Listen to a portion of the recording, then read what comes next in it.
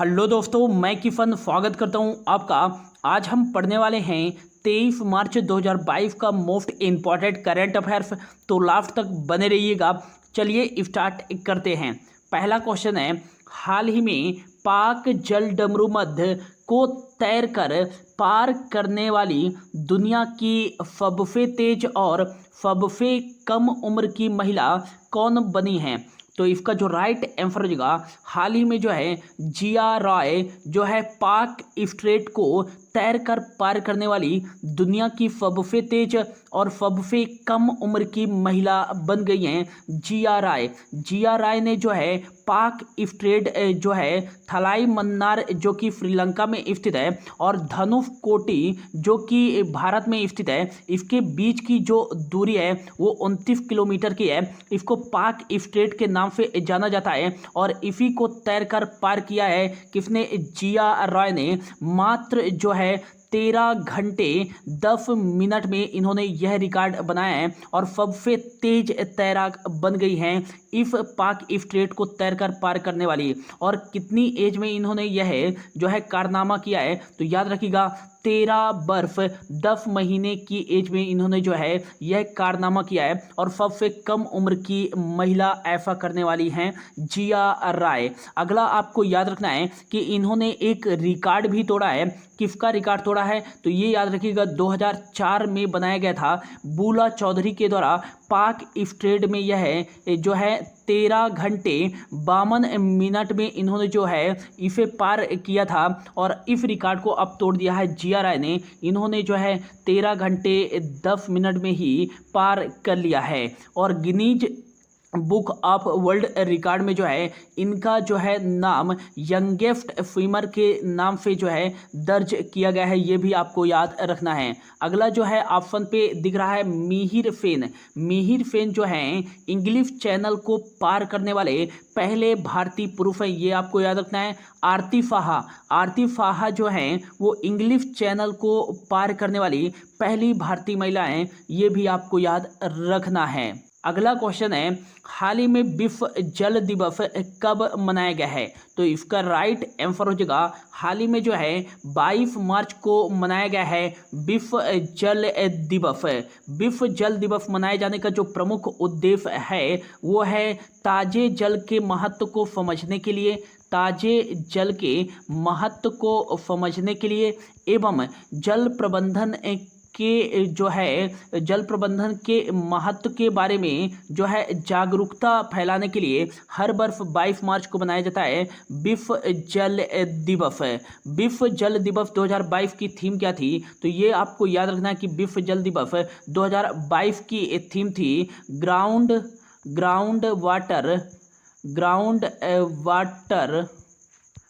Water in visual इसकी theme थी 2022 में विश्व जल दिवस की।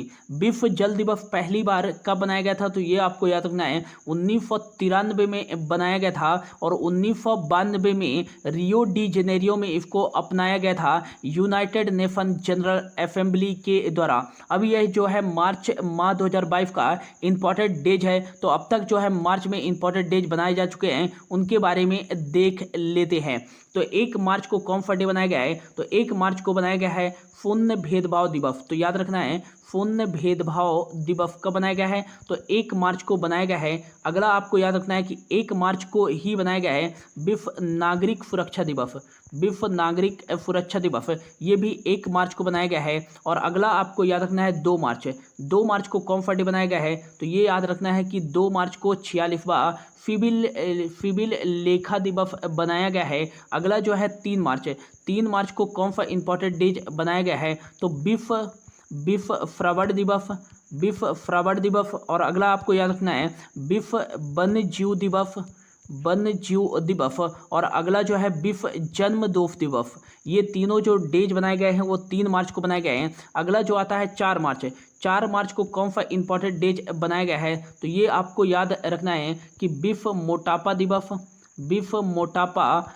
बनाया गया है। 4 मार्च को ही बनाया गया है राष्ट्रीय सुरक्षा सुरक्षा दिवस ये भी आपको याद रखना है। 4 मार्च 2022 को बनाया गया है कर्मचारी प्रशंसा दिवस, और कर्मचारी प्रशंसा दिवस हर वर्ष जो है मार्च माह के पहले फ्राइडे को बनाया जाता है। अगला जो आता है 7 मार्च को कौन सा इंपॉर्टेंट डेज बनाया गया है, तो ये आपको याद रखना है कि विश्व टेनिस दिवस मनाया गया है। विश्व टेनिस दिवस मनाया गया है 7 मार्च को। फिर आता है 8 मार्च को कौन सा इंपॉर्टेंट डेज बनाया गया है, तो ये आपको याद रखना है कि अंतर्राष्ट्रीय महिला दिवस मनाया गया है 8 मार्च को। और इसकी थीम क्या थी, तो gender equality today for sustainable tomorrow इसकी थीम थी, ये भी आपको याद रखना है। अगला आपको याद रखना है 9 मार्च को बनाया गया है धूम्रपान निषेध दिवस, और यह हर वर्ष जो है मार्च माह के दूसरे वेडनेसडे को बनाया जाता है। 12 मार्च को कौन सा इंपॉर्टेंट डेज बनाया गया है, तो विश्व ग्लूकोमा दिवस मनाया गया है, ये आपको याद रखना है। और 14 मार्च को कौन सा डे बनाया गया है, तो अंतर्राष्ट्रीय गणित दिवस मनाया गया है। कब, 14 मार्च को। अगला याद रखना है 15 मार्च को कौन सा डे बनाया गया है, तो विश्व उपभोक्ता अधिकार दिवस मनाया गया है 15 मार्च को। और यदि पूछा जाए राष्ट्रीय उपभोक्ता अधिकार दिवस कब मनाया जाता है, ये 24 दिसंबर को मनाया जाता है। अगला 15 मार्च को ही बनाया गया है विश्व संपर्क दिवस, ये भी आपको याद रखना है। और अगला जो है 16 मार्च को बनाया गया है कौन सा डे, तो याद रखना है कि राष्ट्रीय टीकाकरण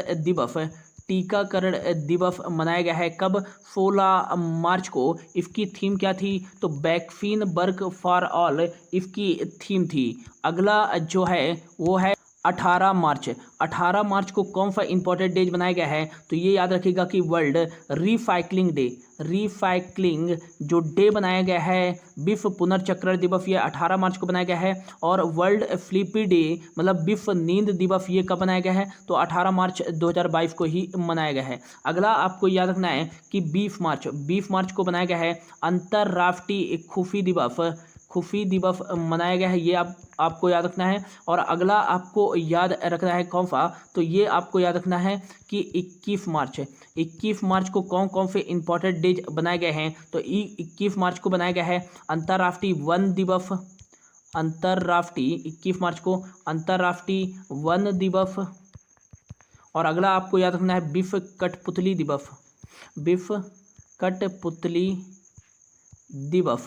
और अगला आपको याद रखना है कि 21 मार्च को ही बनाया गया है विश्व कविता दिवस। और अगला आपको याद रखना है कि अंतर्राष्ट्रीय नवरोज दिवस, ये भी 21 मार्च को बनाया गया है। 21 मार्च को ही बनाया गया है विश्व डाउन सिंड्रोम दिवस, ये भी आपको याद रखना है। ये जो सभी डेज हैं ये कब बनाए गए हैं, तो आपको याद रखना है 21 मार्च को मनाए गए हैं। अगला आपको याद रखना है कि अंतर्राष्ट्रीय जो है मौखिक स्वास्थ्य दिवस कब बनाया गया है, तो ये भी आपको याद रखना है 20 मार्च को। अगला आपको याद रखना है 22 मार्च को क्या बनाया गया है, तो ये विश्व जल दिवस मनाया गया है। अगला क्वेश्चन है, हाल ही में किस संगठन के द्वारा जो है कोल्ड रिस्पॉन्स 2022 फैन अभ्यास शुरू किया गया है, तो इसका जो राइट आंसर देगा, हाल ही में जो है नाटो देशों के बीच जो है कोल्ड रिस्पॉन्स 2022 संयुक्त फैन अभ्यास शुरू किया गया है। और ये कहाँ शुरू किया गया है, तो आपको याद रखना है कि ये नॉर्वे में शुरू किया गया है नाटो देशों के बीच। और नाटो हाल ही में काफ़ी चर्चा में रहा है दोस्तों, तो इससे आपको याद रखना है कि नाटो का फुल फॉर्म क्या हो जाएगा, तो नॉर्थ एटलांटिक ट्रीटी ऑर्गेनाइजेशन इसका जो हो जाएगा फुल फॉर्म हो जाएगा। इसका हेडक्वार्टर कहाँ है, तो ब्रुसेल्स बेल्जियम में इसका हेडक्वार्टर है। इसकी स्थापना 4 अप्रैल 1949 को की गई थी। इसके मेंबर कंट्री कितने हैं, तो वर्तमान में इसके मेंबर कंट्री 30 हैं, और 30 नंबर का कौन है, तो नॉर्थ मैसेडोनिया है। अगला आपको याद रखना है कि जो है नाटो के जो है वर्तमान में जो है प्रमुख कौन है, तो ये आपको याद रखना है जेम्स स्टेलनबर्ग जो है इसके प्रमुख हैं। 2 जो देश हैं वो हैं नॉर्थ अमेरिका के, एक है यूनाइटेड स्टेट्स ऑफ अमेरिका और एक है कनाडा। बाकी जो सभी देश हैं वो यूरोप महाद्वीप के सभी देश हैं नाटो के सदस्य, ये भी आपको याद रखना है। अगला क्वेश्चन है, हाल ही में किस बैंक ने जो है लघु व्यवसाय ऋण को डिजिटल रूप से बढ़ावा देने के लिए स्मार्ट हब व्यापार कार्यक्रम और ऑटो फर्स्ट ऐप्स लॉन्च किया है? तो इसका जो राइट आंसर देगा, हाल ही में एचडीएफसी बैंक ने जो है लघु व्यवसाय ऋण को डिजिटल रूप से बढ़ावा देने के लिए स्मार्ट हब व्यापार कार्यक्रम और ऑटो फर्स्ट ऐप्स लॉन्च किया है। अब एचडीएफसी बैंक ने यह जो है कार्यक्रम लॉन्च किया है लघु व्यवसाय ऋण को डिजिटल रूप से बढ़ावा देने के लिए। तो एचडीएफसी बैंक का जो फुल फॉर्म हो जाएगा वो हो जाएगा housing development finance corporation bank, इसका फुल फॉर्म हो जाएगा।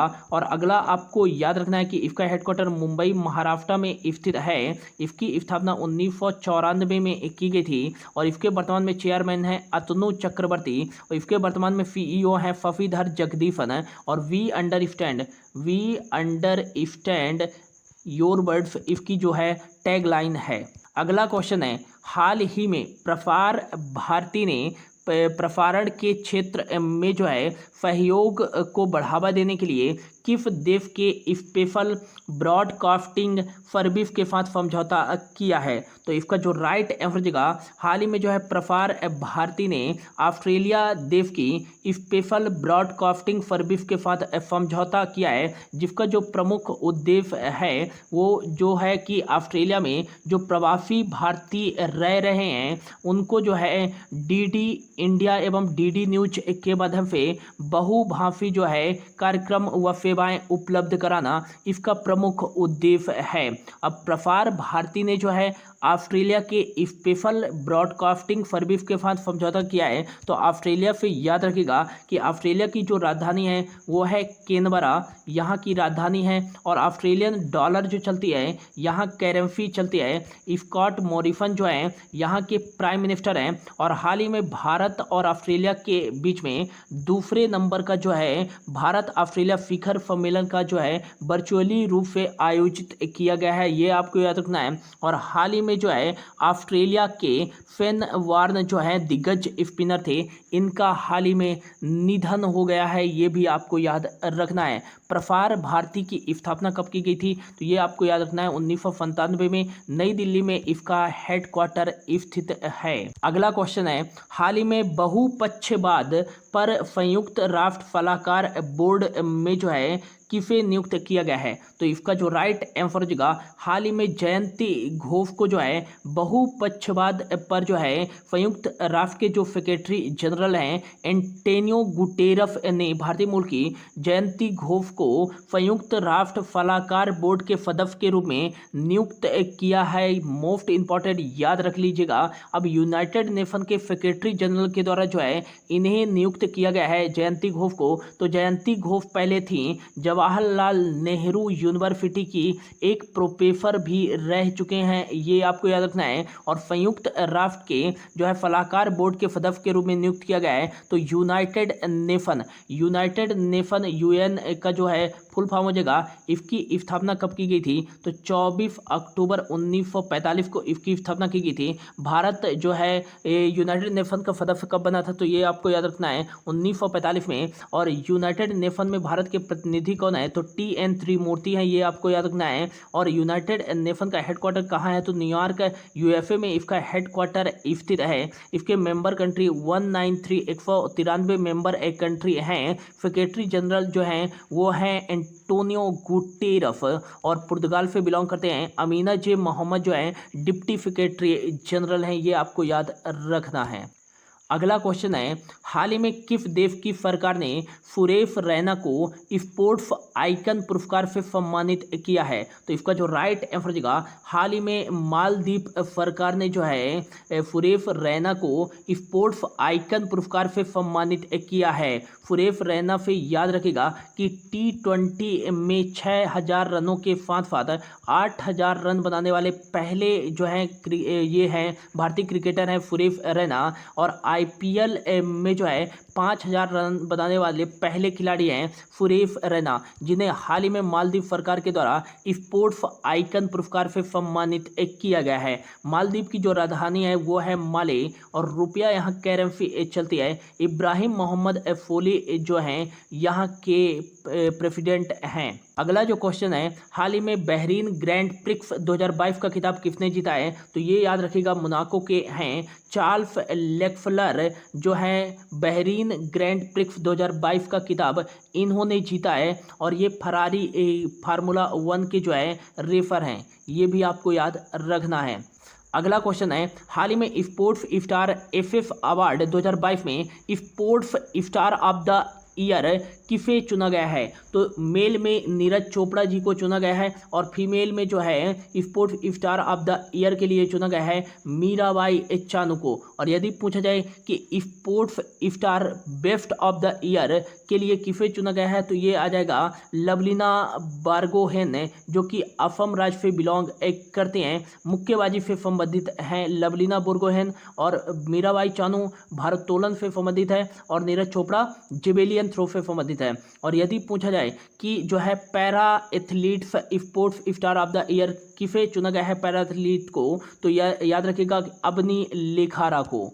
और आज का जो हमारा लास्ट क्वेश्चन है, हाल ही में भूमि सर्वेक्षण के लिए किस राज्य ने दिव्यांग ऐप विकसित किया है? तो राइट आंसर जगह हाल ही में कर्नाटक राज्य ने जो है भूमि सर्वेक्षण के लिए दिव्यांग ऐप विकसित किया है। कर्नाटक की राजधानी बेंगलुरु है और बसवराज बोम्मई यहाँ के मुख्यमंत्री है, थावरचंद गहलोत यहाँ के राज्यपाल हैं। तो ये था दोस्तों आज का हमारा करंट अफेयर्स। यदि आप मुझे इंस्टाग्राम पे फॉलो नहीं किए हैं तो इंस्टाग्राम पे फॉलो कर सकते हैं। मेरी इंस्टा आईडी है KIFAN-GF9। यहाँ पर मैं डेली जो है फार्ट current affairs, most current affair of the day जो है अपलोड करता हूँ, ये भी आप देख सकते हैं। Thank you so much for your watching.